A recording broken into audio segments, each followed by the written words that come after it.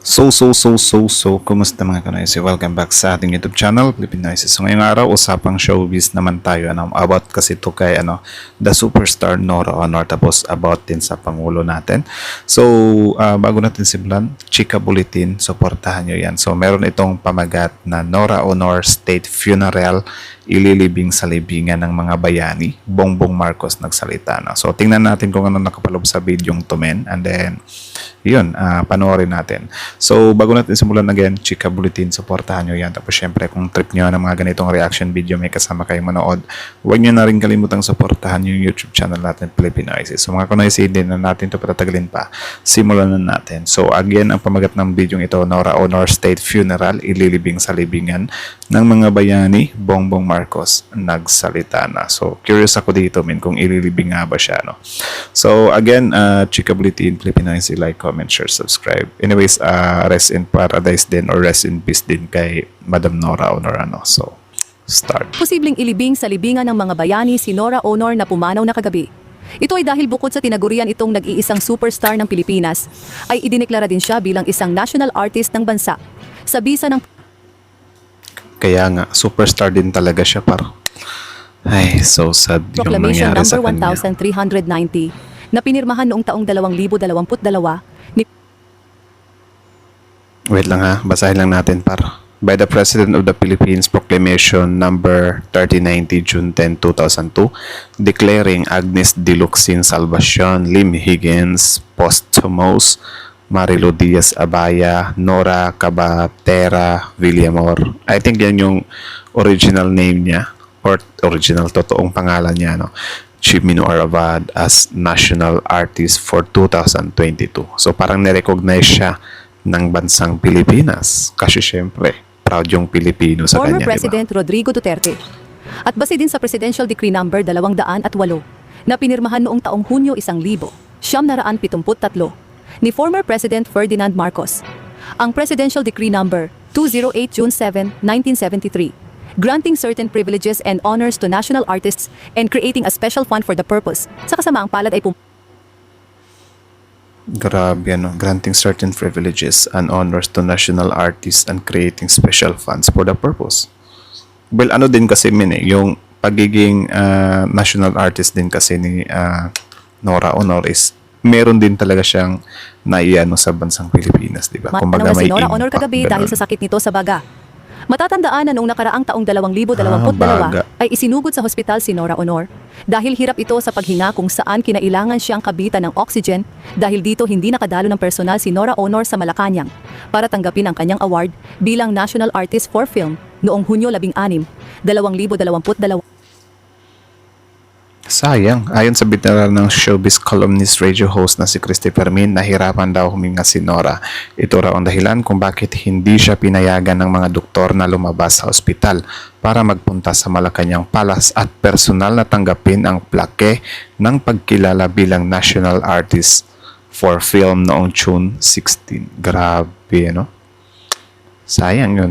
Pero I think makukuha naman siguro ng family yun. It's just hindi lang talaga niya nakuha ng personal. Baka ibenta to kay Bustoyo. Actually, 5 months ago, si Nora Honor, pumunta siya sa Pinoy Pawn Star kay Bustoyo. May ibinenta siya doon, yung dress mismo na sinuot niya. 'Di ba? Kaso sobrang mahal ng benta niya. Well, hindi naman talaga siya sobrang mahal kasi yun naman talaga yung worth. Superstar siya eh. Hindi lang napatulan ni Bustoyo. Kasi yun nga sobrang mahal. So, sayang yun. Sana nailagay niya to sa museum niya eh. Ewan ko lang kung ibibenta ulit ng anak to ng mas mura para lang mailagay sa museum, Pero sana magka-negosasyon sila, mag-negotiate sila ni Bustoyo para syempre if ever makapunta tayo sa museum na gagawin nila, makita din natin itong dress ni Madam Nora Honor. Sa pamamagitan ng social media post ay naglabas ng saloobin si Lotlot de Leon. Tungkol sa pagpanaw ng kanyang ina na si Nora Honor, matatandaan na nagkaroon noon ng mahabang hidwaan at away sa pagitan nila ni Nora Honor. Sa social media say pa ni Lotlot de Leon. Nora Honor, May 21st, 1953, April 16, 2025. It is with deep sorrow that we announce the passing of Nora Honor, beloved mother, celebrated television and movie actress. and a true Nora national Ono. artist of the Philippines. Born on May 21st, 1953, she touched generations with her unmatched talent, grace, and passion for the craft. Her voice, presence, and artistry shaped a legacy that will never fade. She was a star, not only on screen, but in the hearts of many, and stars like hers never stop shining. Funeral service details to follow. We thank everyone for their love and support and ask for continued prayers during this time of mourning. Her light lives on, forever loved, never forgotten. Naglabas din ng reaksyon Si Lotlot de Leon. Ay, wait lang. Kala ko yun yung ano eh. Nanay ni ano. si Matet de Leon, Ay, hindi pala. kaugnay ng pagpanaw ng kanyang ina na si Nora Aunor. Matatandaan din na nakahidwaan din noon ni Matet de Leon si Nora Aunor. Sa social media, inihayag ni Matet kung gaano daw niya kamahal ang kanyang mami. Ipinost pa nito ang larawan niya kasama ang kanyang ina. Sa caption say ni Matet, "I love you, mommy." Makikita naman sa comment section Meron din pala silang ano, family issues. Ako hindi naman talaga ako totally nakikisawsaw sa mga family issues na yan, ano, kasi problema nila magpamilya yan eh. 'Di ba? It's just siguro kung yung hindi talaga matapos-tapos yung mga away nila tapos pareha sila na ayaw mag-give way, parang doon tayo mas naiinis, 'di ba? Pero I think hindi naman siguro sila umabot sa ganun ka wild na bangayan. Di gaya nung, na maraming mga iba. artista ang nagpaabot ng pakikiramay kay Matet sa pagpanaw ng kanyang ina, kabilang narito si Claudine Barreto. Nagpahayag din ng pakikiramay ang mahigpit na karibal noon sa showbiz ni Nora Aunor na si Vilma Santos. Sa Instagram story nito, say ni Vilma Santos, "Our sincerest condolences and prayers. Rest in peace, Mare. Miss Nora Aunor, our superstar, our national artist. Maraming salamat." Ayon sa anak ni Nora Aunor, Grabe yung national artist. So, possible nga talaga siya na mailagay sa na si libing Ian ng De mga Leon, bayani. ilalabas daw nila ngayong araw o bukas ang detalye sa libing at burol ni Nora Aunor. Subalit ayon sa inisyal na ulat, posibleng sa libingan ng mga bayani ilibing si Nora Aunor. Ito ay dahil noong 2020. Ilalabas daw nila ngayong Ulit nga, araw ulit o nga. bukas ang detalye sa libing at burol ni Nora Aunor. Subalit ayon sa inisyal na ulat, posibleng sa Wait lang. She was heart of the family, words remembered. Pero, yun nga, parang I think hindi pa siya confirm. Or sana if ever, di ba, mas maganda kung totoo na mailibing nga siya sa libingan ng mga bayani. Ako payag naman ako doon. Wala naman akong problema doon. Ewan ko lang sa inyo kung agree ba kayo or okay lang ba sa inyo na ilagay din sa libingan ng mga bayani si Madam Nora libingan ng mga Aunor. bayani ilibing si Nora Aunor. Ito ay dahil noong 2022 ay idineklara siya bilang national artist ng bansa ni former President Rodrigo Duterte noong June 10, 2022 sa pamamagitan ng Proclamation No. 1390, Nora Cabatera Villamayor. Sa bisa naman ng Presidential Decree No. 208 June 7, 1973, granting Si FPRD pala yung certain nag-ano sa privileges kanya. and honors Okay, to okay. national artists and creating a special fund for the purpose. Magkakaroon ng mga benepisyo si Nora Aunor bilang isang national artist ng bansa. Tulad ng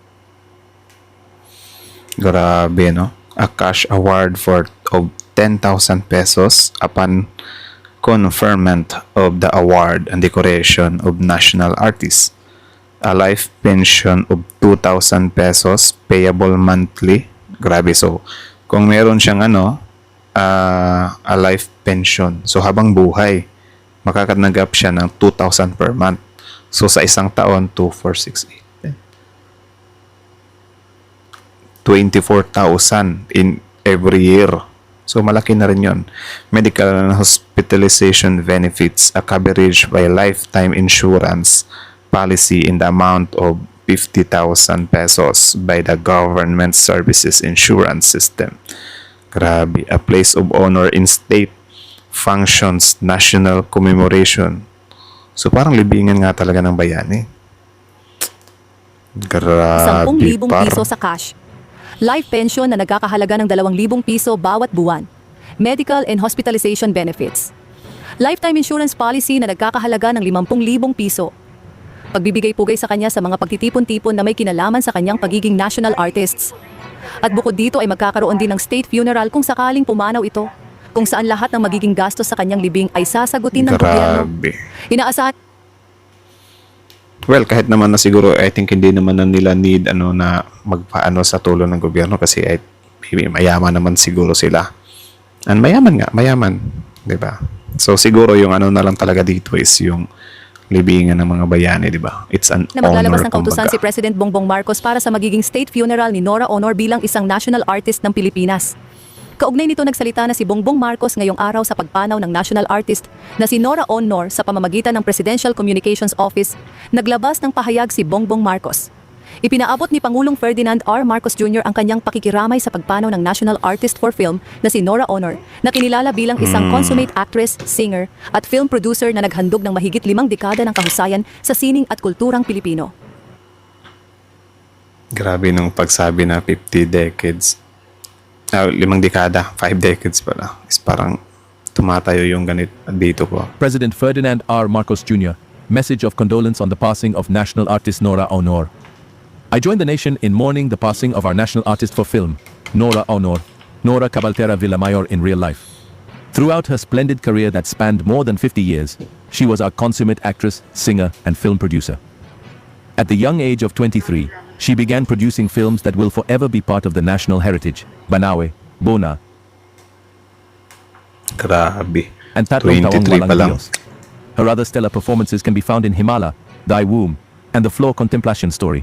She has won national and international awards for her performances. Her golden voice was a balm for all. Her genius was a gift to the Filipino nation. Yun din yung genius din talaga. Offer my heartfelt Tumatak din condolences to talaga Nora yun. Honor's family, friends, and the film industry itself. Let us pray together for the eternal repose of the soul of our beloved national artist. Amen. Samantala inilabas na ni Lotlot de Leon ang schedule ng burol ng kanyang ina na si Nora Honor. So, yun. Hanggang dito na lang muna mga ka-analysis. So, kayo na masasabi nyo dito. Comment down below. Tapos yun, pag-usapan natin yan sa comment section. So, again, ang video yun is mula kay Chika Bulletin. So, supportahan nyo rin yan. Tapos, syempre, original video link in the description box below. Subscribe nyo rin. Panoorin nyo rin yung mga videos niya.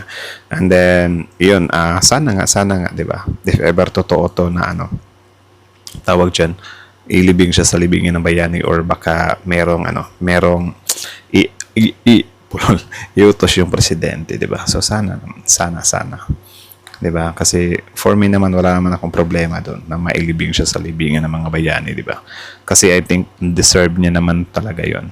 So kayo, do you think deserve din niya ba 'yon? Comment down below So, ayun. Grabe. Solid din talaga. Pinapanood ko kasi yung yung yung version niya sa Bustoyo nung binenta niya nga yung damit niya. Kaso hindi nga sila nagkasundo ni Bustoyo, 'di ba? Kasi namamahalan si Bustoyo, 'di ba? Well, no question naman talaga dun sa presyo kasi legend 'yan 'di ba?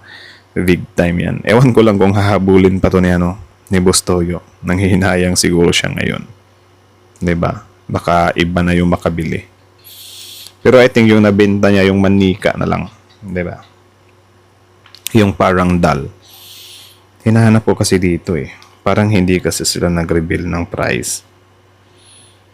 Hanapin ko lang saglit Ganda to. Kaso di ko mahanap.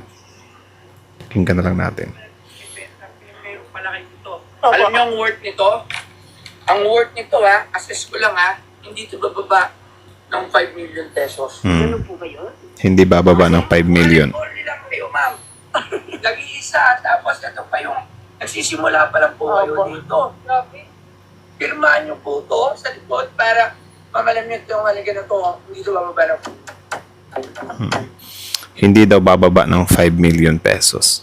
'Di ba? Ganun yung yung ni Bustoyo dun sa sinuot ni ni Nora Honor dun sa I think sa yung movie niya ata yun na Walang Himala, something like that. Maalala niyo yun. Yun kasi yung isa sa tumatak, 'di ba? Na linya niya na walang himala. Kung meron ng himala, ay nasa puso ng tao. Something like that siguro yun. So, sayang yun. Sana kung nabili ni Bustoyo yun, 'di ba? Makikita sana natin sa museum yun if ever pupunta tayo ng museum ni Bustoyo. Pero sana nga rin i-ano yun ng tawag dyan, ibenta yun ng anak ni Madam Nora Honor kasi maganda din na maging ano din siya ba, malagay sa museum, ma-appreciate din lalo, especially yung mga new generation kapag napapadpad sila doon sa museum. Makikita nila na, uy, ito pala si Nora Honor. Kasi yung mga ganyang bagay kasi yung especially nung sinuot niya yun nung hindi pa siya gaanong sikat, 'di ba? Or doon siya nagsimula. Parang kikilabutan kami 'di ba? Ngayon nga lang na parang sinasabi yung mga achievements or whatsoever, parang kikilabutan ka na 'di ba? Iba yung impact talaga ng mga legends So anyways, hanggang dito na lang muna. So kayo masasabi nyo dito, comment down below and then let's talk about it in the comment section. So again, condolence din sa family and then rest in peace Miss Madam Nora Honor pala, Miss tuloy. So Filipino is like, comment, share, subscribe.